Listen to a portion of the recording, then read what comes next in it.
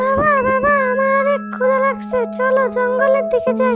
আচ্ছা চল তাহলে জঙ্গলের দিকে যাই। তারপর শিয়াল আর তার ছেলে চলল জঙ্গলের দিকে খাবারের খোঁজে। তারপর মিসকে শিয়াল ও তার ছেলে ধীরে ধীরে গভীর জঙ্গলে যেতে থাকলো। তারপর তারা দুজন খাওয়া দাওয়া শেষ করে বাড়ি ফিরতে ফিরতে রাত হয়ে গেল। হঠাৎ বাঘ এসে তাদের দুজনকেই খেয়ে নিল। সেদিন রাতে জঙ্গলের কোনো প্রাণী শান্তিতে ঘুমাতে পারেনি, কারণ মিসকে শিয়ালের আত্মা ফিরে এসেছে। পরের দিন সকালবেলা কি ব্যাপার, তোমরা এত সকাল সকাল আমার কাছে কেন এসছো? রাজামশাই, কাল রাতে আমরা জঙ্গলের কেউ শান্তিতে ঘুমোতে পারিনি। কেন, কি সমস্যা হয়েছে?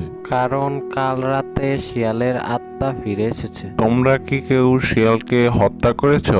আমাদের মধ্যে কেউ শিয়ালকে হত্যা করেনি। তাহলে এই কাজটা কে করলো? আমি জানতে পেরেছি সে কে। যাও, তাকে ডেকে নিয়ে এসো। তারপর পাখি উড়ে উড়ে চলল বাঘকে নিয়ে আসার জন্য।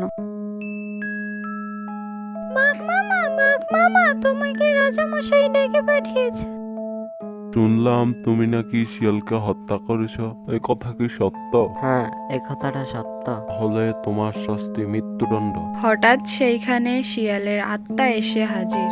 রাজামশাই, ওকে মৃত্যুদণ্ড দিতে হবে না, আমার হাড়গুলো পুঁতে দিলেই হবে। তারপর জঙ্গলের সবাই মিলে সুখে শান্তিতে বসবাস করতে থাকলো।